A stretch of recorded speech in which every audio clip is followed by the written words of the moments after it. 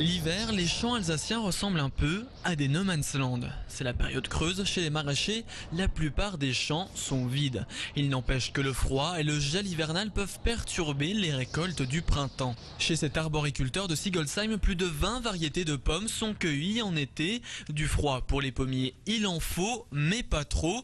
En 1991, toute la récolte avait été perdue à cause du gel. En fin de compte, le froid brûle les cellules du tronc, des branches, et donc l'arbre meurt tout simplement. Il nous faut du froid au niveau des plantes, parce que les plantes ont besoin d'accumuler un nombre d'heures de froid pour entrer en production, donc pour faire du fruit l'année suivante. On surveille les températures, oui, régulièrement tous les jours, mais c'est vrai qu'on ne peut pas intervenir ni, entre guillemets, sauver la situation si vraiment il devait faire trop froid. Travailler dans le froid, une habitude chez ce producteur de lait. Pour lui, pas de relâchement en hiver, nourrir et traire les vaches, c'est chaque matin, 365 jours par an. Sauf qu'avec le froid, le travail est plus long et plus compliqué. Les vaches, elles vont consommer plus, ce qui est logique hein, pour se chauffer. Donc elles peuvent consommer 10 à 20% de fourrage en plus qu'en temps normal, quoi. S'il neige beaucoup, bon, il faut déneiger, voilà, il y a du travail supplémentaire quand même. Jusqu'à 0 voire moins 5 degrés, tout se passe très bien.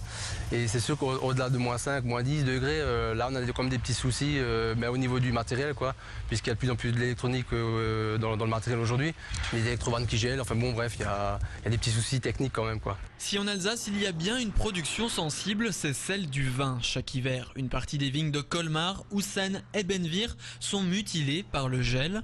Un problème très local qui en 2009 a détruit par endroits 70% des vignes. Si la sève est encore en phase montante ou encore présente, du moins dans le pied, donc ça avec le froid, le gel, l'eau va prendre plus de volume et donc éclater les pieds. Donc ça c'est le cas les plus critiques. Il n'y a pas trop de solutions, si ce n'est pour ceux qui travaillent le sol, d'enfuir les pieds sous terre, quoi. L'hiver passé, les agriculteurs ne baissent pas pour autant la garde. Avec le développement des bourgeons et des premières plantations, le pire reste les gelées de printemps.